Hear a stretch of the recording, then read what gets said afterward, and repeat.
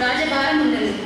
ఆశ్చర్యకరుడు, ఆలోచనకర్త, బలవంతుడైన దేవుడు, నిత్యుడైన తండ్రి, సమాధానకర్తకు అధిపతి అని అతనికి పేరు పెట్టబడింది.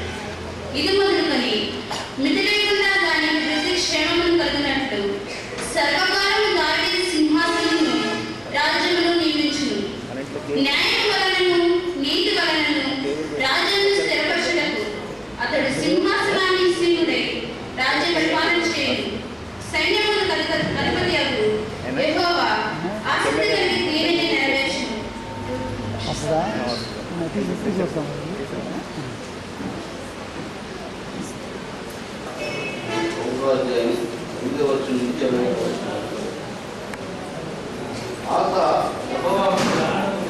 యెహోషాపాతును కనెను, యెహోషాపాతు యెహోరామును కనెను, యెహోరాము ఉజ్జియాను కనెను, ఉజ్జియా యోతానును కనెను, యోతాను ఆహోజును కనెను, ఆహోజు హిజ్కియాను కనెను, హిజ్కియా మనష్షేను కనెను, మనష్షే ఆమోనును కనెను, ఆమోను యెషయాను కనెను. యూదులు బబులోనుకు కొనుక్కోబడిన కాలంలో యెషయా యెకొన్యాను అతని సహోదరులను కనెను. బబులోనుకు కొనుక్కోబడిన తర్వాత యెకొన్యా సిద్కియాను కనెను. జెరుబ్బాబెలు అబీయుదు జరాకీమును కనెను. జరాకీము ఆబోరును కనెను. ఆబోరు సాదోకును కనెను. సాదోకు ఆకీమును కనెను. ఆకీము ఎలీహూదును కనెను. ఎలీహూదు దావీదు మొదలుకొని యూదులు బబులోనుకు కొనుక్కోబడిన కాలం వరకు 14 తరములు. బబులోను నుండి కొనుక్కోబడిన మొదలుకొని క్రీస్తు వరకు 14 తరములు. యేసుక్రీస్తు జనన విధానం ఎట్లనగా ఆయన తల్లి అయిన మరియా యేసునకు ప్రదానం చేయబడిన తరువాత వారేకం కాక మునుపు ఆమె పరిశుద్ధాత్మ వలన గర్భవతిగా ఉండని. ఆమె భర్త అయిన యేసుకు నీతిమంతుడై ఉండి ఆమెను అవమానపరచగలక రహస్యముగా ఆమెను విడనాడ ఉద్దేశించి అతడు ఈ సంగతులను గురించి ఆలోచించుకుంటుండగా ఇదిగో ప్రభువు దూత స్వప్నమందు అతనికి ప్రత్యక్షమై, దావీదు కుమారుడు అయిన యోసేపు, నీ భార్య అయిన మరియను చేర్చుకున్నకు భయపడను. ఆమె గర్భము ధరించినది పరిశుద్ధాత్మ వలన కలిగినది. ఆమె ఒక కుమారుని కనును. అతను తన ప్రజలను వారి పాపం నుండి ఆయనే రక్షించును గనుక ఆయనకు యేసు అని పేరు పెట్టుదోని. దేవుని పరిశుద్ధ వాక్యం దీవించు. మమ్మల్ని సజీవులకు ఉంచినందుకు నీకు వేలాది వందనాలు తండ్రి. ఇంటి ధన్యత ప్రభా నాకు ఇచ్చినందుకు నీకు స్తుతి స్తోత్ర వందనాలు తండ్రి. ఎంతో మంది ప్రభా ఇంటి ధన్యత లేదు నాయన, నాకు ఇచ్చినందుకు నీకు స్తుతి వందనాలు స్తోత్ర ప్రభా. ఈ పండుగ దినాన్ని మేము ఇల్లు నలిగిన హృదయంతో ప్రభా ఆచరించుకున్న వారుగా సహాయం చేయి తండ్రి.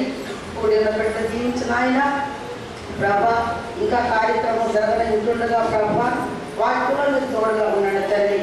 మా కాపురి సంఘ కాపురి గారిని మీరు జీవించి ఆశీర్వదించిన ఆయన మీరు బలపరచండి తండ్రి. వచ్చిన పెట్టలను బట్టి మీరు స్థుతులు తండ్రి. వందనాలు ఆయన. మేము ఈ రీతిగా ప్రభా ఎల్లప్పుడూ నాయన నీకు కృతజ్ఞతలు చెల్లించుకున్న వారుగా సహాయం చేయడానికి నాయన. ఆది నుండి అంతం వరకు మీరే మాకు తోడుగా ఉండి ఈ పండుగ దినాన్ని మేము ప్రభావ మేమందరం నాయన విరిగి నలిగిన హృదయంతో ప్రేమపూర్వకంగా ప్రభావ మేము ఆచరించుకున్న వారుగా సహాయం చేయమని ఇంటి సమయం ఇంటి ధన్యత నాకు ఇచ్చినందుకు నీకు స్తుతువందనాలు స్తోత్రాలు చెల్లించుకుంటూ యేసు పరిశుద్ధ నామాన్ని బట్టి అడిగి వేడుకుంటున్నాను పరమ తండ్రి. ప్రతి దినం ఎన్నో ఆపదలు, సంతోషం ఉంది, ఆనందం ఉంది. వీటన్నిటినీ అనుభవించడానికి దేవుడు తన కృపను మనకు అనుగ్రహించారు. తీరిదాన్ని తిన్నాం, చేదు పదార్థాలు కూడా తిన్నాం. కష్టం అనుభవించాం, సుఖం అనుభవించాం, కొన్ని కీడులు చూచాం, మరికొన్ని మేలులను అనుభవించాం. జీవితం ఎప్పుడు కూడా చేదు తీపి కలయిక. జీవితం ఎప్పుడు కూడా చేదు తీపి కలయిక. చేదు తింటే తీపి యొక్క మాధుర్యాన్ని ఆస్వాదించగలుగుతారు ఎక్కువగా.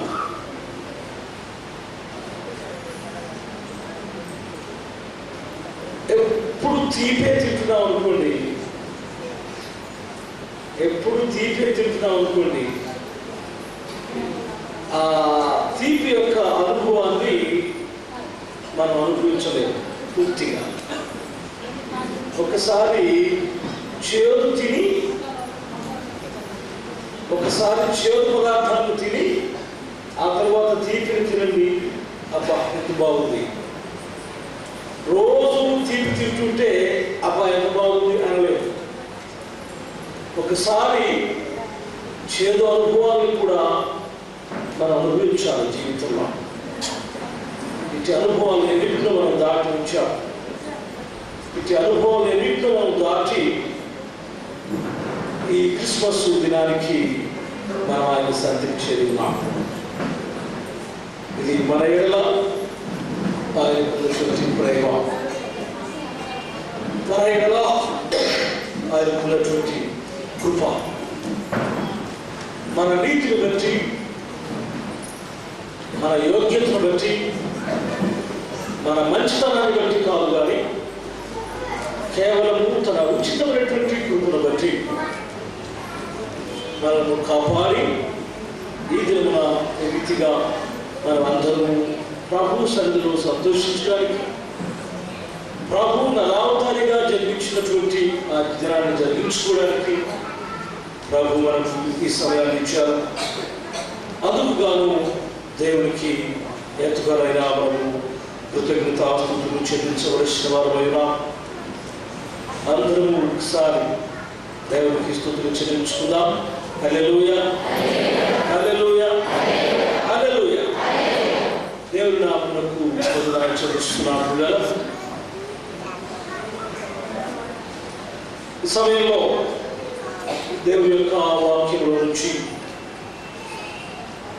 కొన్ని మాటలు మనం జ్ఞాపకం చేసుకుందాం. బాగా అలసిపోయి ఉన్నారు పగలంతా పనుల ఒత్తిడి వల్ల. వాతావరణం చల్లగా ఉంది, పైన ఫ్యాన్లు, పక్కన మనుషులు వెచ్చగా చల్లగా కదా. ఎదురొచ్చే ప్రమాదం ఉంది కనుక మిమ్మల్ని నిద్రపుచ్చే ప్రయత్నం చేయను, కానీ ఎక్కువసేపు కాకుండా గుర్తుగా దేవుని వాక్యం వచ్చి కొన్ని మాటలన్నీ జ్ఞాపకం చేస్తారు.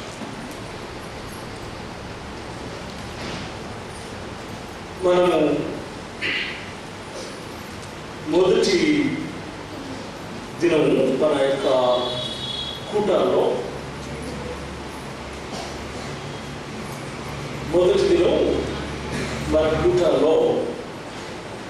అబ్రహాం గారి యొక్క మెసేజ్ విన్నా గుర్తుందా మీకు? మహా సంతోషకరమైన సువార్తమానం అది ఆయన చెప్పేశారు. అయితే ఆయన వాక్య ధ్యానంలోనికి వెళ్ళక ముందు ఉపోద్ఘాతంగా పరిచయంగా కొన్ని మాటలు చెప్పారు. యేసుక్రీస్తు వారు ఎందుకు పుట్టాడు?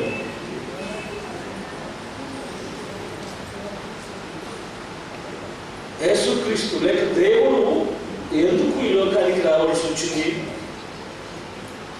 ఆయన రాకడ యొక్క ఉద్దేశం ఎంతమందికి తెలుసు? క్రైస్తవులుగా ఉన్నవారికి కూడా చాలా మందికి దాని విషయమైనటువంటి సంపూర్ణ అవగాహన లేదు అనేటువంటి కొన్ని మాటలు జ్ఞాపకున్నాయా మీకు? జ్ఞాపకున్నాయా? ఆ మాటలు వింటున్నప్పుడే కదా. ఆ మాటలు వింటున్నప్పుడే నేను ఈ దినానికి ప్రసంగాన్ని సిద్ధపడిపోయాను. ఆ మాటలు వింటున్నప్పుడే ఈ దినం మీకు ఏం చెప్పాలో అంటే మీకు తెలియదని కాదు, తెలియని వారు కొంతమంది ఉన్నారు. అందరూ తెలిసిన వారు లేరు, అందరూ తెలియని వారు లేరు కదా. కనుక ఆ దినమున నేను విన్నటువంటి ఆ మాటలు ఈ ప్రసంగం సిద్ధపడడానికి నాకు దోహదపడ్డాయి. ఎందుకు యేసు ప్రభు వారి లోకానికి వచ్చారు? కొన్ని కాలాలు మనకు తెలుసు, కొన్ని కాలాలు మనకు తెలుసు. వెంటనే మనకు తెలిసిన సమాధానం ఏమిటంటే, నశించిన దానిని వెదకి రక్షించుటకు మనుష్య కుమారుడు ఈ లోకంలోకి వచ్చాను. నశించిన దానిని వెదకి రక్షించుటకు మనుష్య కుమారుడు ఈ లోకంలోకి వచ్చాను. ఇది ఒక కారణం. ఇంకా పరిశుద్ధ గ్రంథంలో ఇంకా లోతైనటువంటి కారణాలు మరికొన్ని ఉన్నాయి. రాత్రి వాటిని నేను మీకు జ్ఞాపకం చేసి ఈ ధ్యానాన్ని ముగిస్తాను. 4 కారణాలు నేను మీకు చూపిస్తాను. యేసు ప్రభువారు దేవుడు ఎందుకు ఈ లోకానికి నరావతారిగా వచ్చాడు, దేవుడు తన కుమారుణ్ణి ఈ లోకానికి ఎందుకు పంపించాడు. చూడాలా, నేను ఇప్పుడు కూర్చొని మీరు పాటలు బాగా వింటూ ఉన్నారు, పిల్లలు పాటలు పాడుతున్నారు, చూస్తూ ఉన్నారు. నేను మరొక అంశానికి కూడా సిద్ధపడ్డాను ఈ లోపే. అయితే ఇప్పుడు చెప్పను, ఈ 2 పాటలు అయిపోయాక, ఈ 2 పాటలు అయిపోయాక చెప్తాను. కానీ ఆ ఇంట్రడక్షన్ మాత్రం చెప్తాను మీకు. నేను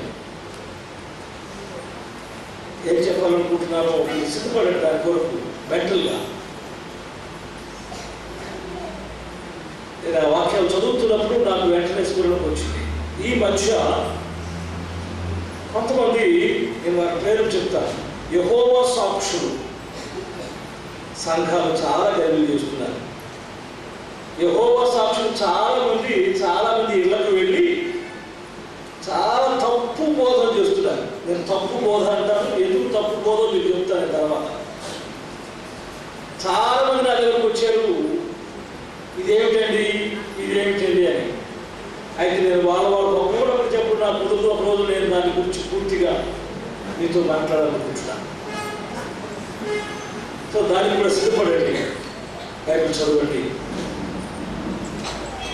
సో ఈ దినం ప్రభు లేక దేవుడు తన కుమారుని ఈ లోకానికి పంపించడం వెనుక ఉన్నటువంటి ఉద్దేశం ఏమిటి అనేటువంటి విషయాలను నేను జ్ఞాపకం చేస్తాను. యోహాను రాసినటువంటి మొదటి పత్రిక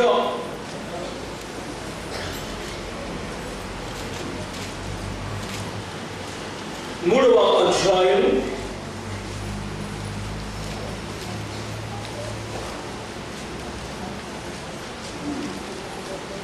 4-5 వచనాలు చదువుతున్నా. యోహాను రాసినటువంటి మొదటి పత్రిక 3వ అధ్యాయం 4-5 వచనాలు. పాపము చేయు ప్రతి వాడును ఆజ్ఞను అతిక్రమించు, ఆజ్ఞాతిక్రమమే పాపము. పాపములను తీసివేయుటకై ఆయన ప్రత్యక్షమాయను. ఇది మొదటి కారణం. గమనించండి జాగ్రత్తగా. పాపము చేయు ప్రతి వాడును ఆజ్ఞను అతిక్రమించు, ఆజ్ఞాతిక్రమమే పాపం. సో ఇక్కడ ఈ మాటలో పాపము యొక్క ప్రవేశం, లోకంలోనికి పాపము ఎలా ప్రవేశించిందో ఇక్కడ చెప్పబడుతుంది. ఆజ్ఞను అతిక్రమించడం ద్వారా పాపము లోకంలోనికి వచ్చింది. ఆది మానవుడు అంటే మొట్టమొదటి మనుషుడని. మొట్టమొదటి మనుషుడు అంటే ఆదాము అవ్వలకు దేవుడు ఒక ఆజ్ఞ ఇచ్చాడు. ఈ తోటలో ఉన్న సమస్త ఫలముల యొక్క మీరు చూడవచ్చు, అన్ని తినవచ్చు ఎక్సెప్ట్ దట్ వన్. అదిగో ఆ చెట్టు యొక్క ఫలము మాత్రం మీరు తినకూడదు అని. తినకూడదని ఊరుకున్నాడా? ఎందుకు తినకూడదు? తింటే ఏం జరుగుతుందో కూడా చెప్పాడు కదా. ఏం చెప్పాడు? తినను నిశ్చయముగా నీవు చచ్చను. తినొద్దన్నాడు, తింటే ఏం జరుగుతుందో చెప్పాడు. ఇంత చక్కగా ఎక్కడా ఎవరికి చెప్పబడదు. అయ్యా నీకు షుగర్ వచ్చింది, తీపి తినబాబు, తీపి తింటే అది కాస్త పెరుగుతుందని డాక్టర్ గారు క్లియర్గా చెప్పాడు. ఆయన ఏం చేస్తాం? జిహ్వా చాపల్యం కదా, నాలుగు రుచిని చంపుకోలేక కొన్నిసార్లు తినేస్తాం. ఆదాముతో దేవుడు చాలా స్పష్టంగా చెప్పాడు, ఈ పండు తినకు, తింటే నీవు చచ్చిపోతావు. అవతో చెప్పాడు, ఇది తిని చచ్చిపోతావు. అయితే ఆమె చేసింది, దేవుని ఆజ్ఞను మరిచింది. దేవుని ఆజ్ఞను మరిచిపోయింది. మరిచిపోయేలాగా చేసింది అపవాది. దేవుని మాటలను మరిచిపోయేలాగా అపవాది అవ్వను మరిచింది, మౌడు చేసింది. తన లారణ మాటల చేత, తన ఇచ్చకపు మాటల చేత అపవాది అవ్వను దేవునికి వ్యతిరేకంగా నడుచుకునేలాగా ప్రేరేపించింది. దేవుని ఆజ్ఞను అతిక్రమించేలాగా ప్రేరేపించింది. అతి ప్రేరణతో దేవుని ఆజ్ఞను మరిచినటువంటి అవ్వ పండు తిన్నది, ఆజ్ఞను అతిక్రమించింది. ఆజ్ఞ అతిక్రమము పాపం. సో మానవ ప్రపంచంలోనికి, ఈ భూలోకంలోనికి పాపం యొక్క ప్రవేశం అలా జరిగింది. మొదటి మనుషుడైనటువంటి ఆదాము నుంచి వచ్చినటువంటి పాపం క్రమంగా క్రమంగా పెరుగుతూ వచ్చింది. అది ఈ రోజున లోకమంతటిని కలివేసింది. ఎక్కడ చూసినా పాపం, దుర్నీతి, అవినీతి, అక్రమం, వేషధారణ, భూలోకమంతయు దేవుని దృష్టికి చెడిపోయింది అని ఆదికాండంలోనే చెప్పబడింది. ఇట్టి పాపముతో ఉన్నటువంటి మానవ హృదయాన్ని, ఆ మానవ హృదయం ఉన్నటువంటి పాపమును తీసివేయుటకు ఆయన ప్రత్యక్షమాయను. మానవ హృదయంలో ఉన్నటువంటి పాపమును, మానవ హృదయాన్ని కప్పివేసినటువంటి పాపమును, చీకటిని తొలగించడానికి ఆయన ఈ లోకానికి వచ్చారు. మొదటి కారణం అది. రెండవది, అదే అధ్యాయంలో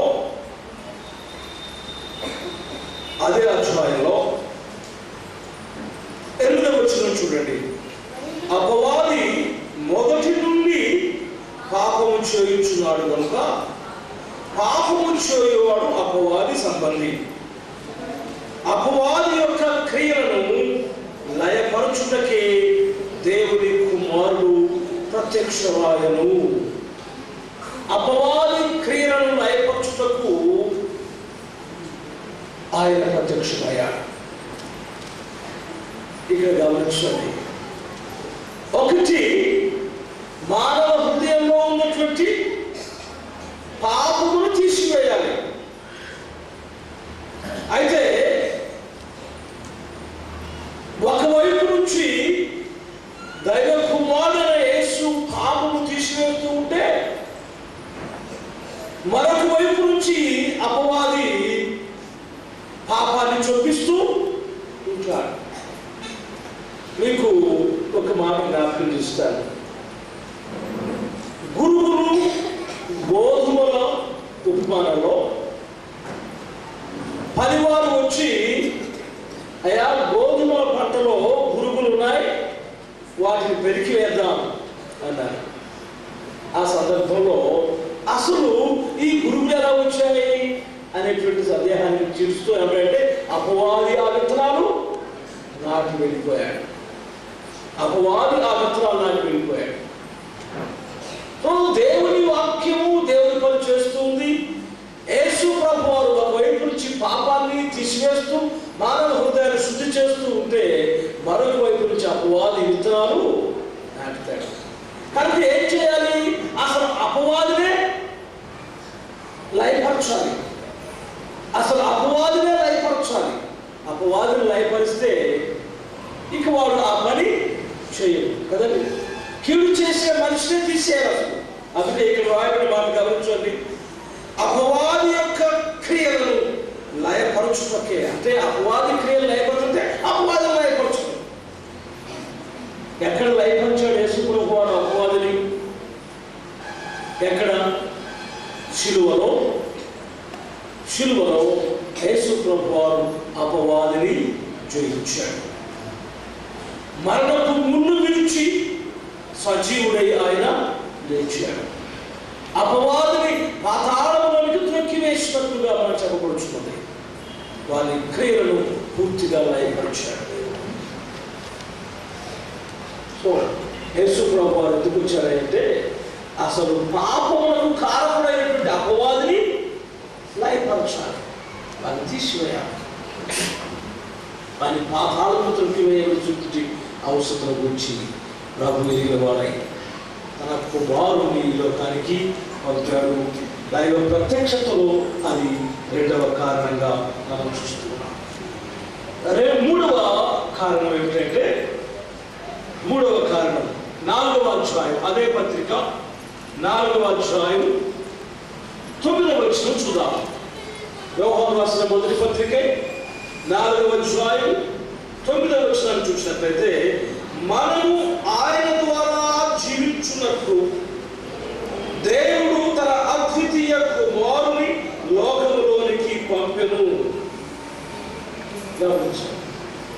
మనము ఆయన ద్వారా జీవించున్నట్లు దేవుడు తన అద్వితీయ కుమారుని లోకములోనికి పంపెను. ఎవరి ద్వారా జీవించినట్లు? ఆయన అంటే యేసు క్రీస్తు ప్రభు ద్వారా మనము జీవించున్నట్లు దేవుడు తన అద్వితీయ కుమారుని లోకములోనికి పంపారు. బాగుంది. ఆయన ద్వారా జీవించున్నట్లు అంటే మనం ఇప్పుడు జీవించడం లేదా? మనం ఇప్పుడు జీవించలేమా? మనం జీవించలేమా అంటే ఇప్పుడు దేవుని వాక్యాన్ని గమనించండి. ప్రకటన గ్రంథంలో రాయబడినటువంటి మాట, జీవించుచున్నావన్న పేరు నీకున్నది కానీ నీవు మృతుడవే. ప్రకటన గ్రంథం 3వ అధ్యాయం 2వ వచనంలో జ్ఞాపకం చేస్తాడు. జీవించుచున్నావన్న పేరు నీకున్నది కానీ నీవు మృతుడవే. ఎఫెసీయులకు రాసిన పత్రిక 2వ అధ్యాయం 1వ వచనం చూడండి. ఎఫెసీయులకు రాసిన పత్రిక 2వ అధ్యాయం 1వ వచనం, మీ అపరాధముల చేతను పాపముల చేతను మీరు చచ్చిన వారై ఉండగా. అంటే మనం ఎక్కడ చచ్చిపోయామండి? మన అపరాధములు, మన పాపములు మనను చంపివేశాయి. ఇప్పుడు ఆది కాలంలో మీరు చూసినట్లయితే, ఈ పండు తినదిన నిశ్చయముగా నీవు చచ్చెదవు అన్నాడు.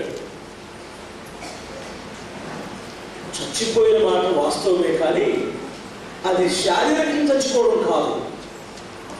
ఎలా చచ్చిపోయాడు? ఆత్మీయంగా, ఆధ్యాత్మికంగా మనుషులు చచ్చిపోయాడు. ఎప్పుడైతే మానవ హృదయంలో పాపము ప్రవేశించదో వాడు మృతప్రాయుడైనాడు, మరణపాత్రుడైనాడు. గమనించండి. మీ అపరాధములు, మీ పాపముల చేత మీరు చచ్చిన వారై ఉండగా. అదే అధ్యాయం ఎఫెసీయులకు రాసిన పత్రిక 2వ అధ్యాయం చూడండి.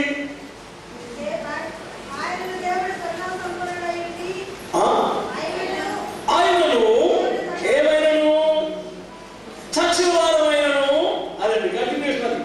అది అంటే మధ్యలో మీకు కొన్ని వచ్చినా ఉన్నాయి, కానీ ఆ సందర్భం యొక్క కంటిన్యూషన్ ఏమిటంటే మీ అపరాధముల చేత మీ పాపముల చేత మీరు చచ్చిన వారై ఉన్నారు. ఆయనను దేవుడు కరుణా సంపన్నుడై, అది మీరు చచ్చిన వారు, చచ్చిపోయారు, పాపములు చేసి అతిక్రమములు చేసి దేవుడికి వ్యతిరేకంగా నడుచుకొని మీరు చచ్చిపోయారు. ఆయనను దేవుడు కరుణా సంపన్నుడై, దేవుడు కరుణా సంపన్నుడు. మనము పాపములో చచ్చిపోవడం ఆయనకి ఇష్టము లేదు. మనం పాపములోనే బ్రతుకడం ఆయనకి ఇష్టం లేదు. మన పాపములోనే మనము జీవించి పాపములోనే ఈ జీవిత యాత్ర ముగించి నిత్య నాశనానికి వారసులుగా ఉండడం ఆయనకి ఎంత మాత్రం ఇష్టం లేదు. ఏ తండ్రి అయినా ఏ తల్లి అయినా తన బిడ్డలు అగ్నిలో కాలం ఇష్టపడతారా? ఏ తల్లైనా ఏ తండ్రి అయినా తన బిడ్డలు అగ్నిలో కాలు చూడడం ఇష్టపడతారా? లోకరీతిగా చెప్పండి, లోకరీతిగా చెప్పండి, ఇష్టపడదు కదా. అందుకే దేవుడు కరుణా సంపన్నుడై, ఆవిడ యొక్క మాటలు అద్భుతం చెబుతాయి. మన పాపములు మన అపరాధములను చంపివేసి ఉన్నాయి. మనము అలాంటి స్థితిలో ఉండగా దేవుడు కరుణా సంపన్నుడై మన అపరాధముల చేత మనం చచ్చిన వారమైనప్పుడు సహితము మన ఎడమ చూపిన తన మహాప్రేమ చేత మనను క్రీస్తుతో కూడా బ్రతికించెను. అది తన కుమారుడైన క్రీస్తు ద్వారా మనల్ని బ్రతికించడానికి ఆయన తన కుమారుడిని ఈ లోకానికి పంపాడు. అందుకనే యోహాను చక్కగా రాస్తాడు, మనం ఆయన ద్వారా జీవించున్నట్లు దేవుడు తన అద్వితీయ కుమారుని లోకంలోనికి పంపెను. దీని వలన దేవుడు మన యందు ఉంచిన ప్రేమ ప్రత్యక్షపరచబడెను. యేసు ప్రభు వారి యొక్క జన్మం అంటే ఏ రకమైన నిర్వచనం చెప్పుకోవచ్చండి? ప్రేమ యొక్క ప్రత్యక్షతయే క్రిస్మస్. యేసు జన్మదినము లేకపోతే దేవుడు నరావతారిగా జన్మించినటువంటి ఈ క్రిస్మస్ యొక్క ప్రధానమైన అంశం ఏమిటంటే ప్రేమ ప్రత్యక్షపరచబడింది. దేవుడు మన యందు ఉంచిన ప్రేమ ప్రత్యక్షపరచబడింది. దేవుడు లోకమును ఎంతో ప్రేమించును అంటాడు యోహాను సువార్త. దేవుడు లోకము అంటే నిన్ను నన్ను మనందరినీ ఎంతగానో ప్రేమించాడు. ప్రేమించినటువంటి ఆయన తన ప్రేమను చూపడానికి, ప్రేమను చూపిస్తారా మీరు? ప్రేమ మీ జేబులో ఉన్న పెన్ను కాదు చూపించడానికి కదండి, మీ జేబులో ఉన్న రూపాయి కాదు ప్రేమను చూపించడానికి. ప్రేమను చూపించే మార్గం ఒకటే, ఎలా? క్రియ. ప్రేమను చూపించాలంటే క్రియ ఒక్కటే మార్గం. ఎందుకంటే ప్రేమకు ఎత్తు నిలువులు పొడవులు లేవు. ఒక వ్యక్తి మరొక వ్యక్తి ఎలా ప్రేమను కలిగి ఉన్నాడు అంటే ఆ ప్రేమను చూపించాలంటే అతడు క్రియ చేయాలి. అందుకే యోహాను కూడా జ్ఞాపకం చేస్తాడు, మాటల వలనను నాలుక వలన కాక క్రియల చేత ప్రేమించుడి అంటాడు. క్రియల చేత ప్రేమించు. దేవుడు లోకమును ఎంతో ప్రేమించాడు, తాను నిన్ను నన్ను ప్రేమిస్తున్నాడు అనేటువంటి దానికి రుజువుగా తన కుమారుణ్ణి పంపించాడు. దైవ ప్రేమ యొక్క ప్రత్యక్షత క్రిస్మస్. దైవ ప్రేమ యొక్క ప్రత్యక్షత యేసుగా దేవుడి లోకంలో పుట్టడం. సో మూడవది ఏమిటండి? ఆయన ద్వారా జీవించుటకు దేవుడు తన కుమారుణ్ణి పంపాడు. అదే పత్రికలో అదే అధ్యాయంలో 14వ వచనం గమనించండి.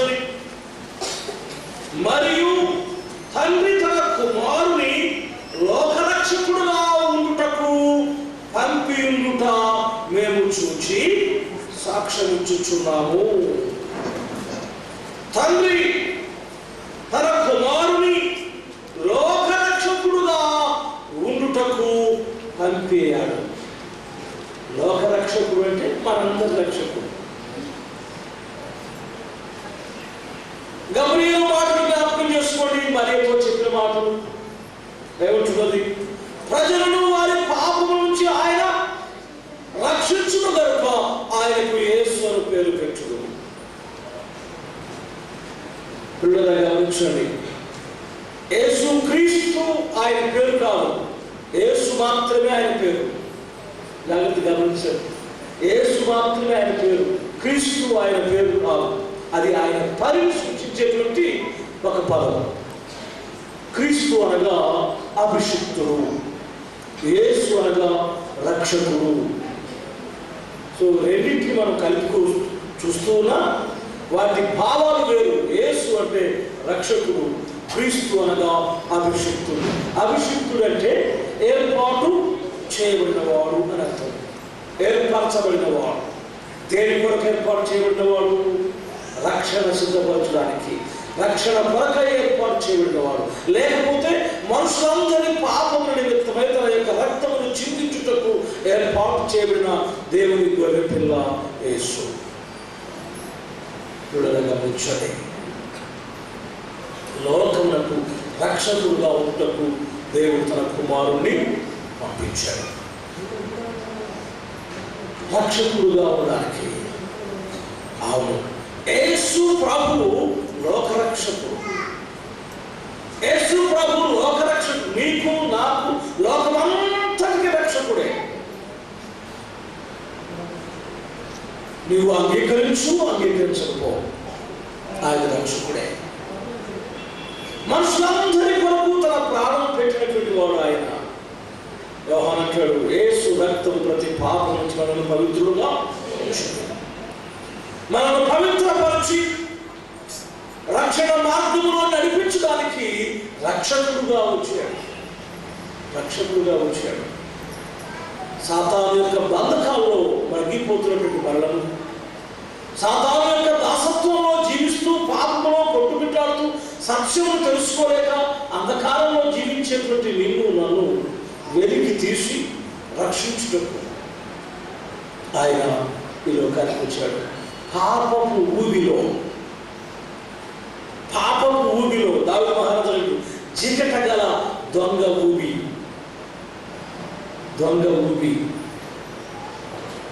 ఎప్పుడు చూసారా? ఆ దొంగ ఊబులు ఎప్పుడు చూసారా?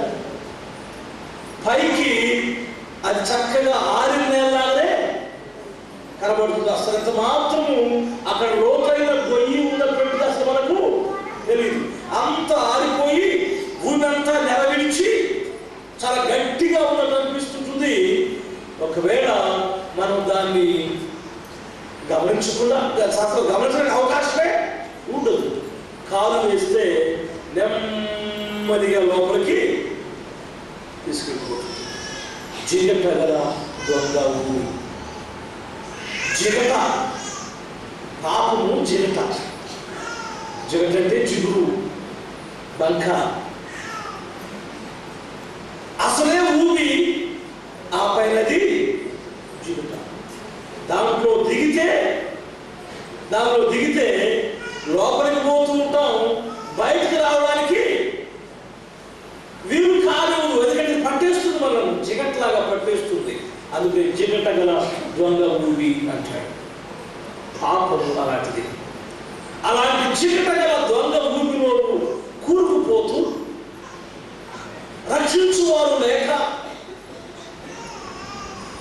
సహాయం చేయవారు లేక, ప్రాణభయంతో వేళ గమనించండి, వారు రావాలని ప్రయత్నం చేస్తారు కదండి.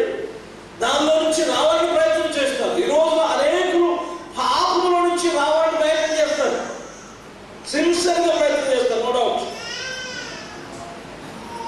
వారంతా చిచ్చి ఈ పాపం చేయకూడదు, ఆ పాపం ఊరులో నుంచి పైకి రావాలని ప్రయత్నం చేస్తారు కానీ బట్ ది నాట్. వారు రాలేదు. ఎందుకంటే అది జిగట కలిగిన ఊరి. ఒకసారి దానిలో కాలు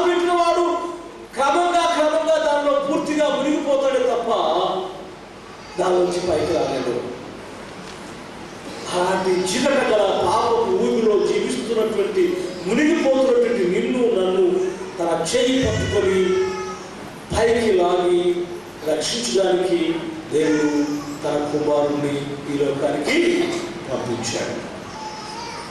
ఇవి 4 కారణాలు. మొదటిది ఏమిటి? పాపములను తీసివేయుటకు. రెండవది అపవాదులను నయపరచుటకు. మూడవది ఆయన ద్వారా జీవింపజేయుటకు.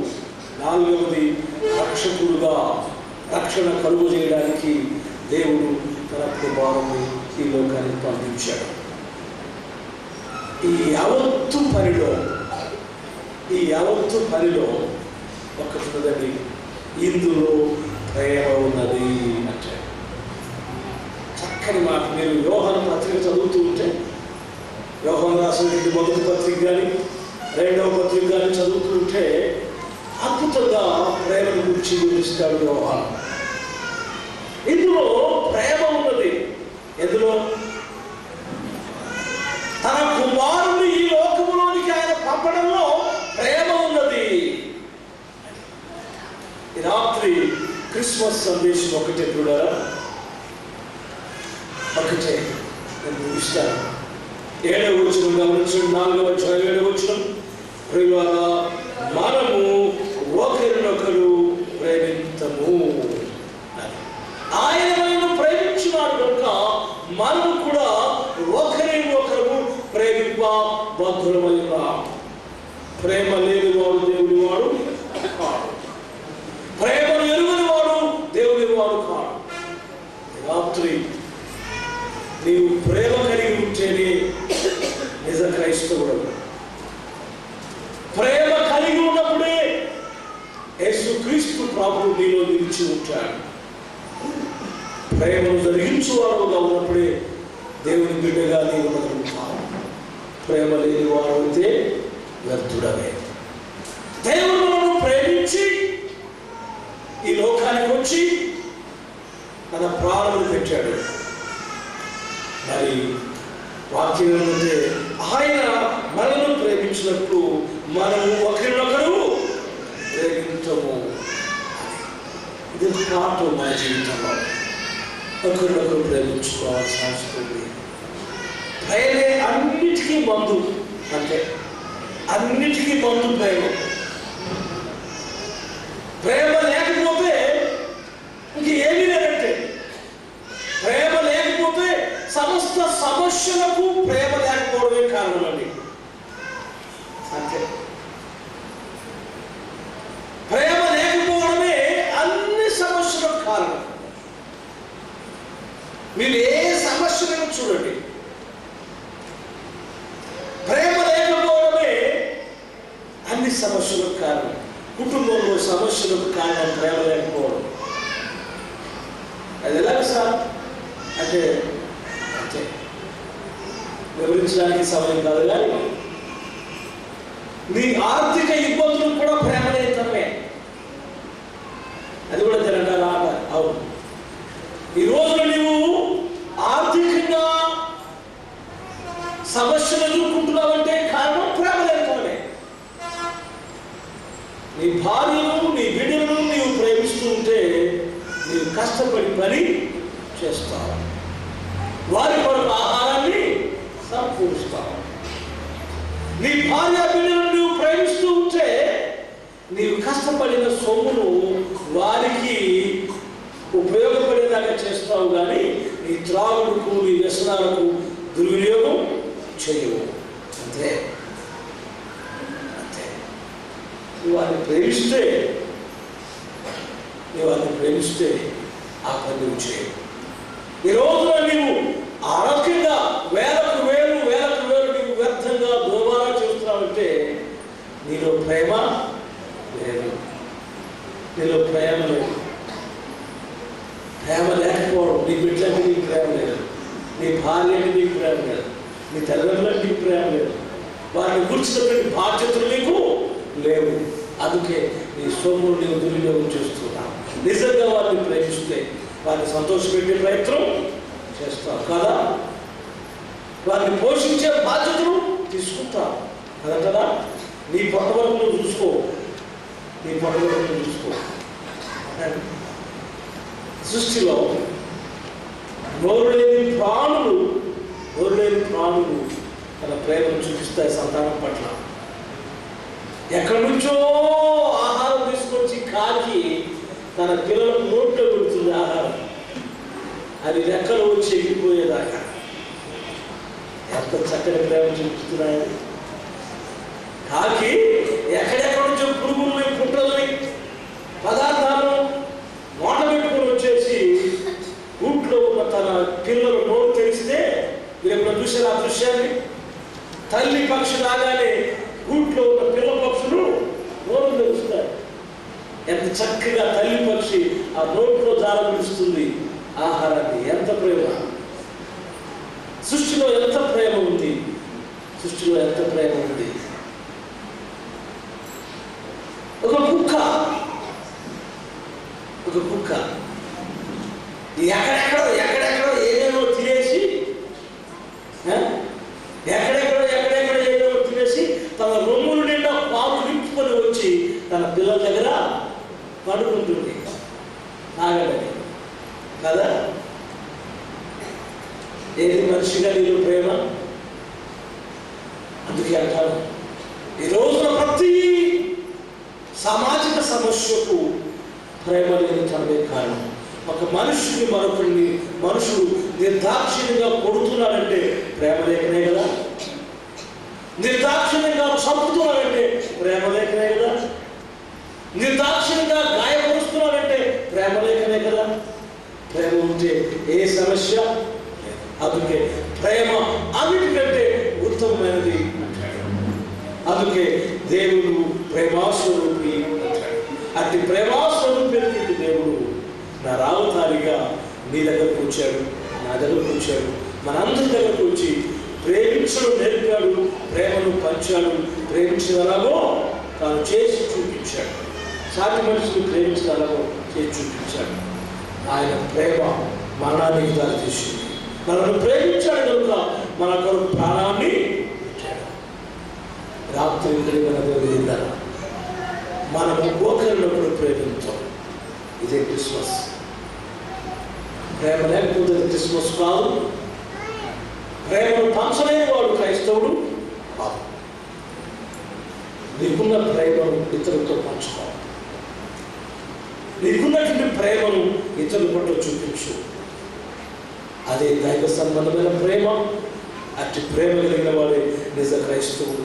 అట్టి ప్రేమ కలిగిన హృదయంలో యేసు ఉంటాడు. అట్టి ప్రేమ కలిగిన హృదయంలో యేసు జన్మిస్తాడు. అట్టి ప్రేమ కలిగిన హృదయంలో ఆయన జన్మించినట్టు ప్రేమ లేని హృదయంలో యేసు ఉండడు. ప్రేమ లేని జీవితాల్లో యేసు ప్రభు ఉండడు కూడా. రాత్రి మొదట నీ హృదయంలో ప్రేమను నింపుకో. నీలో ఉన్న ప్రేమను ఇతరులకు పంచు. మీకు తెలుసునా, క్రిస్మస్ సందర్భాల్లో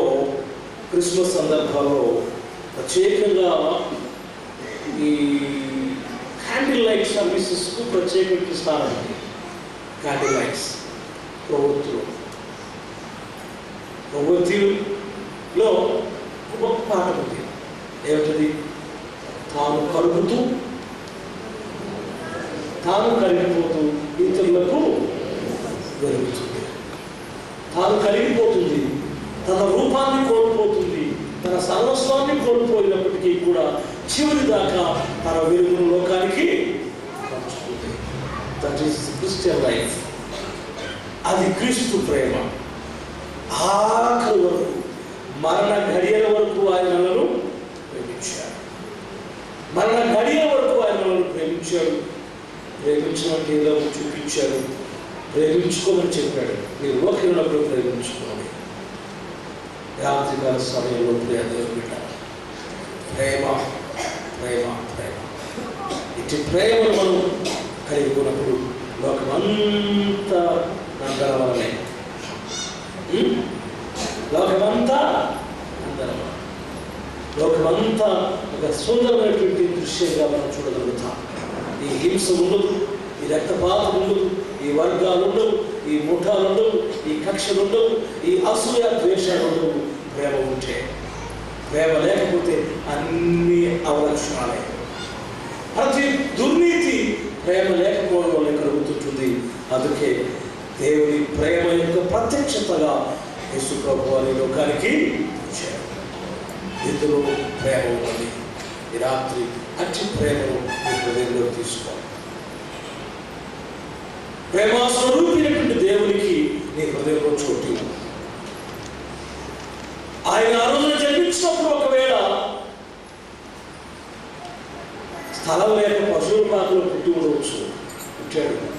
కానీ ఈ రోజున నీ హృదయంలో ఆయన తీసుకుంటే ప్రేమ కలిగినటువంటి ఆ ప్రభు నీ హృదయంలో జన్మిస్తాడు. నీ హృదయాన్ని తరించి ప్రేమను నింపుకో. నీ హృదయాన్ని తరించి ప్రేమపూర్వకంగా ప్రభువును ఈ దినాన్ని ఆహ్వానించు. నీ జీవితాన్ని మార్చమని, నా జీవితాన్ని మార్చమని, మనందరి బ్రతుకును మార్చమని.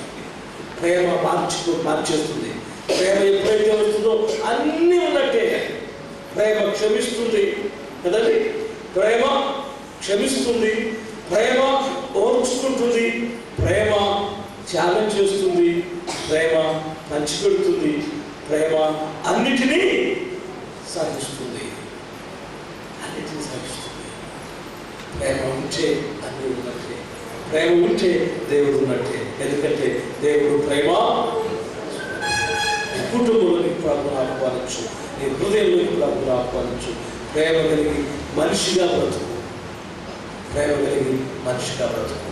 దేవుని మాటలను మన వినికిడిలో ఆశీర్వదించుగాక. ఆమేన్.